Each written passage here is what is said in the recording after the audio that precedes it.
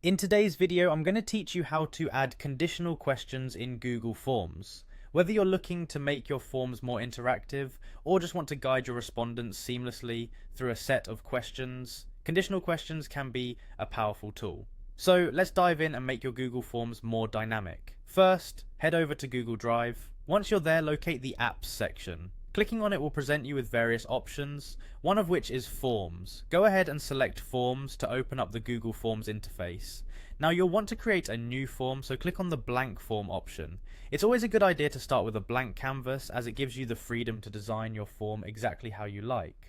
Once your new form is open, add an appropriate title or name to your form. This not only makes it easily identifiable for you, but also provides context for respondents. Now that your form is named, it's time to start adding questions. Click on the plus icon to add your first question. You've got several response types to choose from, but for conditional questions, we'll focus on multiple choice or drop down. Let's say we've chosen multiple choice. Type your question and add your options. This initial setup is crucial for guiding respondents down different paths based on their answers.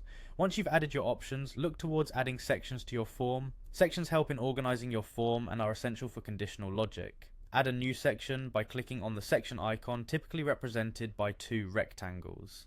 In this new section, you can add more questions or provide instructions that are specific to the choice a respondent makes in the previous question. Once your sections are ready, it's time to link them together based on the responses. Go back to your original question with the multiple choice options. In the question box, you'll notice three vertical dots representing more options. Click on these dots and select Go to Section based on answer. This action will reveal options next to each answer choice, allowing you to direct respondents to different sections depending on their selection. Now let's suppose you want respondents to be taken to a new section if they choose option 1. Simply select the newly created section from the drop-down next to option 1. This setup lets respondents follow a path that makes sense based on their selections. Perhaps for option 2 you'd like to submit the form directly. If so, choose the submit form option. Similarly, continue setting paths for other options as required. Once you've set the conditions to your satisfaction, click on publish. Before wrapping up, it's always a good idea to preview your form. The preview option allows you to test the respondent's journey and ensure the conditional logic flows as expected.